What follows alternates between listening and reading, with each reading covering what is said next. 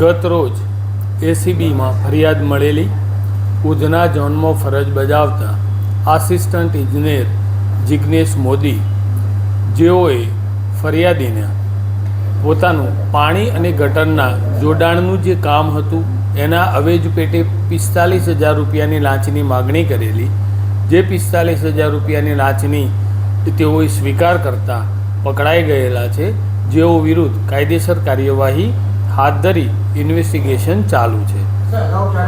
આ જિગ્નેશ મોદી અગાઉ 2021માં પણ જ્યારે રાંદેર ઝોનમાં ફરજ બજાવતા હતા એ દરમિયાન પણ 15,000 રૂપિયાની લાંચની માગણીમાં અને એ સ્વીકારમાં પકડાયેલા છે, જે કેસ હાલ કોર્ટમાં પડતર છે. આ બંને જે લાંચ છે જે અગાઉ હતી એ પણ અને અત્યારની પણ એ પાણી અને ગટરનું જે જોડાણ હોય છે એનો જે કામો છે એ જ કામ રાંદેર ઝોનમાં પણ કરતા હતા અને અત્યારે ઉધના ઝોનમાં પણ કરતા હતા. આમાં બંને સિમિલર કામના ભાગરૂપે જ એમણે ગેરકાયદેસર લાંચની માગણી કરેલી છે ને એ બંને વખતે એ રીતે જ પકડાયેલા છે. આ જિગ્નેશ મોદી એ એમનો હાલનો પગાર છે 1,70,000 રૂપિયા અને તેઓ લગભગ 2028માં વયનિવૃત્ત થાય છે. હા, અમે આ બાબતે ટૂંકમાં ખૂબ ગંભીરતાથી લઈએ, બીજી વાર પણ પકડાયેલા છે અને આગળના એમની જે પોતાની અપ્રમાણસર મિલકત કે હાના તમામ મુદ્દાઓની તપાસ કરીશું અને આ બાબતે એમના જે બી સક્ષમ અને સુપરવાઇઝરી અધિકારી રહ્યા તેઓને અમારા નિયામક સાહેબ મારફતે પણ અમે રિપોર્ટ પાઠવીશું અને આગળ કાર્યવાહી હાથ ધરીશું.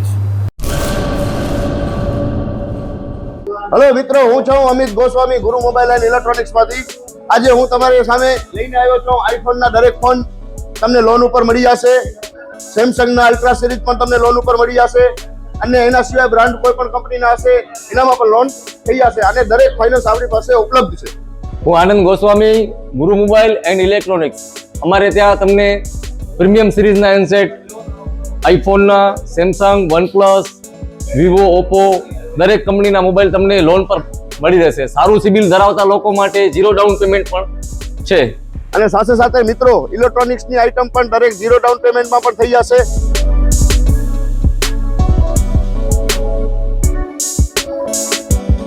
હા મિત્રો, આપણો લોકેશન છે, અગર તમે ગામડેથી આવો છો તો જુબેલી ગ્રાઉન્ડથી આવશો તો સંતોષીમાના મંદિર પાસે આપણી દુકાન છે ગુરુ મોબાઈલ એન્ડ ઇલેક્ટ્રોનિક્સ.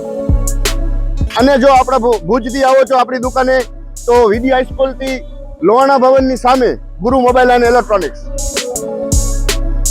અને અન્ય 2 બ્રાન્ચ છે આપણી, એક જનતાગર નીચે છે અને એક લાલ ટેકરી છે.